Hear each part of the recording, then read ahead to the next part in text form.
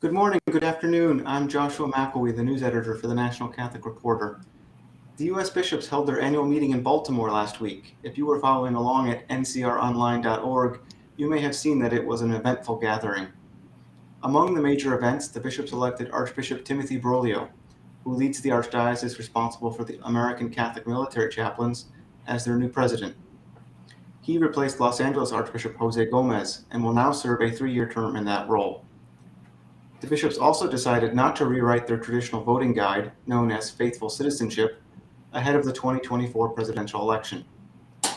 They also discussed Pope Francis's reinvigorated process for the Synod of Bishops and the 20th anniversary of the Dallas Charter, their major effort, first passed in 2002, to address clergy sexual abuse. To help us understand what happened at the meeting in Baltimore and what it all means, we've invited 3 of the NCR staff who were covering that event to join us for a brief conversation today. Staff writer Brian Fraga, columnist Michael Sean Winters, and Bertelsen fellow Aleja Hertzler-McCain. Thank you all 3 of you for being with me. I really appreciate it. Let's get right down to it. Brian, can you summarize a bit what happened at the meeting? What were the few major themes? A lot of focus has been on the election of Archbishop Broglio as the Bishops' Conference's new president. What's his background? Sure. Thank you, Joshua. So Archbishop Broglio has been basically the country's chief military chaplain for more than a decade now. And now he also has a background as a Vatican diplomat. He was a secretary for the former Vatican's Secretary of State, Cardinal Angelo Sodano, and at a time when it's been known that the late Cardinal Sodano essentially covered for Father Maciel Delgado, the founder of the Legionnaires of Christ, who turned out to be a rather notorious sexual abuser and who sort of led a double life. So there are questions as to what Archbishop Broglio, at the time of Monsignor, what he knew about the whole Maciel situation. He's also done a few controversial things as well. For example, he supported a religious exemption for military service members who objected to receiving the COVID-19 vaccine. And this despite what Pope Francis had said about the vaccine in many ways being a moral obligation and to protect the common good in public health.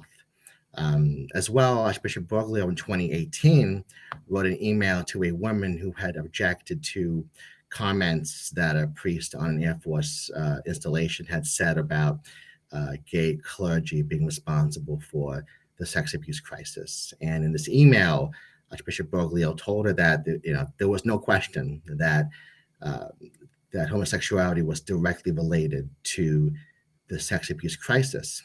So we asked him about that at a press conference or a gathering with journalists after one of the public sessions in Baltimore, and he sort of doubled down on that position where he said that again there was no question, and that to doubt that there was a connection would be naive. So that'll be like an interesting sort of thing to keep an eye on moving forward. Yeah, thank you, Brian. Thank you for that summary. I think it's important that we note, as you did at the press conference and the bishops' meeting, that academic studies that have looked into the relationship of clergy who are gay and whether or not there's any connection to then abusing children have shown quite clearly there is no connection. The 2011 John Jay study, which was commissioned by the U.S. bishops, made that quite clear. And you actually raised that with Archbishop Broglio in Baltimore, and he kind of swept it aside. He said it would be naive, as you said. I wonder, Brian, can you share a bit more about, you mentioned Broglio's past relationship with Cardinal Sodano, who was the Vatican Secretary of State, basically the vice pope to Pope John Paul II in the 1990s. I know you had a moment to ask Archbishop Broglio about his connection to Sodano in the press conference. How did he handle that? What did he say? What was the question you asked? The basic question was what he knew about the whole situation with the Legion of Christ and Father Maciel, and if he could somehow go back, if he would do anything differently, whether it was to blow a whistle or to, what would he have done differently? And he basically gave us a response along the lines of, well, hindsight is 2020. So, and as well as he made a claim that, that could be fact checked, in which he said that he had left his post at the Vatican, but by the time that the quote unquote major allegations had been risen about Father Maciel. And that does contradict, like there actually was some earlier reporting where that raised those kind of concerns. So it's something that I think is worth following up on. Yeah, and people who want to read more about that reporting could look at Jason Berry's reporting for NCR starting in 1985. I think by the early 1990s, reports were going to Rome about Father Maciel and possibly being seen by Cardinal Sodano's office. Now, we don't know whether then Monsignor Broglio would have had any sight of those reports or how he would have been involved. Michael, maybe we can bring you in. I know you've written several columns about the meeting and in the days since.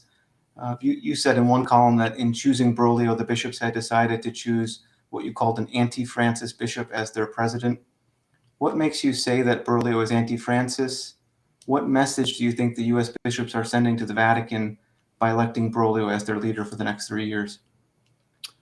I think that the anti-Francis part stems from that same period in the 1990s. I mean, he worked hand in glove with Sodano. He did join his staff as chief of cabinet after Sodano had made a full-throated effort to shut down CELAM, the Latin American Bishops' Conference. At that time, Bergoglio, the future pope, was just a junior member in the hierarchy in 1992. But that effort to really stymie CELAM continued through the length of Sodano's tenure. The person who was in the center of that fight, of course, was Cardinal Oscar Rodriguez, then the general secretary of CELAM, who went on to be, Pope Francis's closest advisor. So that there was a different ecclesiological vision was evident back in the 1990s. He is a diplomat. I mean, I always joke that when they send people to the academia where they train Vatican diplomats, the first year they squeeze all normal human sympathies out of them, and then the second and third year they teach them natural law and canon law and all the rest. But there is, I'm told he was very high-handed as a nuncio in the Dominican Republic and in the Puerto Rican Bishops' Conference. He was responsible for the appointment of Bishop Daniel Torres Fernandez, who had to be yanked earlier this year. Also somebody who was giving religious exemptions from the vaccine mandates, but who had been embroiled with his brother bishops in Puerto Rico for years. There's no evidence that the military archdiocese did much of anything on the synodal process this year.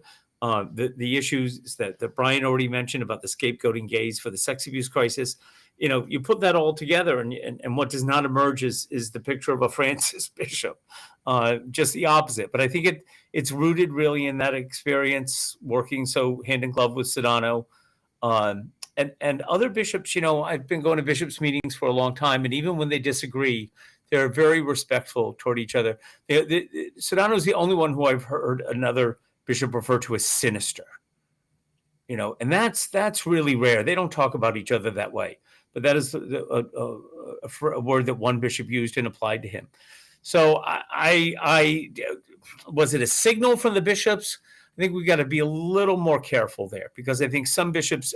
I was speaking to a bishop who I know loves Pope Francis, and he said, "Oh, I didn't know anything about all that Maciel connections and the Sodano connections." And I said, "I wrote about this," and he's like, "I've been traveling." I mean, I think we forget that these guys don't swim in the waters that we all swim in, except for maybe, a very small percentage of their time. I think others who might have voted for him. He's been the secretary and in charge of priorities and plans. The thing they did at this meeting was starting with fraternal dialogues rather than public sessions. They were grouped at round tables rather than in the auditorium style seating. And the bishops really responded to that. They really liked that. So I think he may have gotten kudos for that. He was also, you had this rare circumstance this time where the president and the vice president had both aged out. And so he was a point of continuity because he's been the secretary. So anyone who wanted a kind of continuity with the Gomez tenure might have voted for him for that cause. All that said, at the end, it comes down to a binary choice. And I think, Archbishop Lori, who's quite conservative, you can ask our friends in our women religious friends about their thoughts on Archbishop Lori. He's quite conservative, but he would have been a more unifying figure, I think, than Broglio, and Broglio defeated him decisively. So, I don't want to. Were they sending a signal? I just think the U.S. church the hierarchy is off on its own little island, and they're very myopic. I don't think 3 years ago, when they were first, I guess 2 years ago, when they were discussing the no communion thing, and the Vatican explicitly said, consult with other Episcopal conferences before you decide to go down this road. I don't think there's any evidence that those consultations have taken place. Same on the issue of faithful citizenship. The Canadian bishops have a one-page document. The Brits have 2 pages. We have 57, 52, whatever it is. I mean, it's just nuts. And yet you would have thought, oh, we can never do that. We can never do a one page. Well, why? Why? And they're very set in their ways. And I think there's still a significant percentage of this episcopate in the United States that really wants this pontificate to be over. You've given us a lot to think about there, Michael. Maybe if I could ask you to tease out a bit more what you've talked about faithful citizenship. So during the meeting in Baltimore, the bishops were presented with the opportunity, I think it was 4 or 5 different options for how to approach their voting guide, which is called Faithful Citizenship. And they're starting to think about preparing in terms of the 2024 presidential election. As I understood it, one of the options was to throw it out entirely, create something new, probably to create something that would have been 1 or 2 pages or akin to an insert in a parish bulletin. The bishops decided instead to kind of tweak what they have and to revisit the conversation after 2024 to give themselves more time to think about what they might write in a future presidential election. How did you see that vote, Michael, and kind of how did you take what they decided to do? So there were 4 options, and then the chair, in what classic bureaucratic maneuver, says, so we tried to sum them all up and give you a 5th option. Well, who's going to vote against option 5 at that point? Like, the people who have been tasked with overseeing this process have just tipped their hand, and they've said, well, and in fact, we've heard you, so we'll try to accommodate it, and here's number 5. But that's not what they did. What they did was denude the other options. Like, it's either 2 pages or it's 57 pages, right? Like, this is a choice. And they were like, well, we don't think it could be that, so maybe we'll do, and bells and whistles with social media as if that's going to change anything. I guess what I was most disappointed there was no debate about the degree to which the current document, precisely in its exhaustive quality, actually makes the formation of conscience seem like that's about rote memorization of what they've written. And I don't think that's. I think the Holy Father had that great line. The job of the hierarchy is to form consciences, not replace them. And I think that's just not on their agenda. I think this is a group that said, went so far as to say what the last election, what the preeminent issue was. If anything is like a conscientious choice, it's the ranking of issues based on the office, whether the person you're voting for is going to have anything to do with this issue at the national or local level. I mean, it was such an overreach. And so all those qualities came to bear in that debate with an effective, but I thought quite scurrilous, bureaucratic maneuver to say, so we've kind of listened to you all, and here's option number 5, wink, wink, wink, and it won overwhelmingly. Yeah, thank you. I think it's quite interesting that the bishops are choosing not to create something new ahead of the next presidential election when we see that former President Donald Trump has announced his intention to run, and President Biden appears to be thinking about running as well. Aleja, I want to turn to you. This is your first time covering a bishops' meeting. For people who have never been to Baltimore to see the bishops at work, can you tell us what it was like? Was there anything surprising or kind of something you didn't expect in terms of covering the bishops at work? Yeah, so I'll set the scene a little bit for people who kind of have no idea what this is like. I would say these meetings are pretty removed from your typical parish life, so it's a pretty different situation. The meetings are held in a very fancy hotel, big beautiful chandeliers. You'll go up these escalators, and there are security guards wearing suits, kind of reminding you of Secret Service. So it's a very kind of unique, specific environment. And then, yeah, it's also obviously unique in that I don't think anyone would have spent time with that many bishops all at once in another setting. Yeah, and then the other thing I think that was special about this was I think the decision-making bodies we're most used to, our city councils, Congress, are function pretty differently. So the fact that these votes are secret, so they'll make these kind of big decisions that, clearly were shocking to some people, and yet you don't really know who has, aligned themselves how. And also even in these like conversations that they're having with debate, it's, I would say, much more muted compared to kind of what we might expect from contentious issues in other areas of life. So they're having, it feels very polite in my opinion. So yeah, that's, I guess, a little bit. I think something that was delightful for me was watching them vote with these keypads that have different numbers on them, and they kind of struggled a bit to figure out how to use them a couple times. So I kind of really enjoyed the process of how these things work. When they vote, they'll have all the names up on a screen and kind of a 30-second countdown. And then you'll slowly just start seeing the votes pop up. So that's kind of exciting to have it happen all right there as you're watching. But yeah, they messed it up a few times. I think the vote for the vice president, it took 3 tries before even like the first round of voting, and then there was 2 rounds after that. Yeah, so that's a little look in behind the scenes about what it feels like. I think another thing that was notable to me that just pops into my mind is I think there's certainly a lot of pushback to this group's decisions, and yet I think I saw one protester the entire weekend by themselves outside, so it's definitely the type of event that'd be very hard to get into. I spoke about the security earlier, but certainly didn't feel like there was a presence of much opposition that was palpable. You make some really good points, Aleja, especially to point out that there weren't a lot of explosive debates on the floor of the gathering as there have been in past. And that's partly because the bishops decided to open the event with an executive session, a private session on the first day, as opposed to in previous iterations where they would have a public session on the first day and executive session only after the public sessions had ended. So it's very likely that certain conversations were held behind closed doors, or some of the more heated discussions we didn't get to see, those of us who were watching from outside. Aleja, I wonder, I know you did some extended interviews with a few of the bishops. Do you want to tease a little of the reporting we can expect to see from you in coming weeks? Don't tell us too much, but just to give us a little hint. Yeah, so I'm really excited to share the results of an interview with Archbishop Gustavo Garcia Sierra, who is the Archbishop of San Antonio.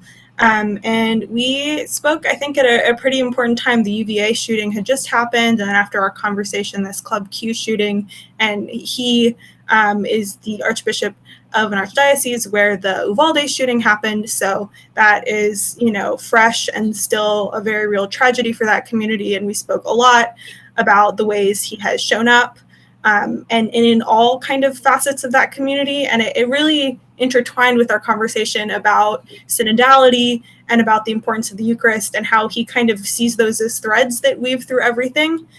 So yeah, he has a lot of interesting theological perspective, and also just like the nitty gritty of how to pastor an archdiocese that has been dealing with a lot of tragedy. That's really interesting, Aleja. I can't wait to read that story and to hear about what you asked and how the Archbishop responded. I think that's enough. I think we've done a nice job here kind of wrapping up for people what we saw happen during the bishop's meeting, some of the key themes and stories. I'd like to thank you very much for joining me, Brian Fraga, our staff reporter, or one of our staff reporters, Michael Sean Winters, our columnist, and Aleja Hertzler-McCain, our Bertelsen fellow. Be sure to continue to follow our coverage at ncronline.org. And from all of us at NCR, I just want to wish a happy Thanksgiving to everyone celebrating this week. Thank you so much.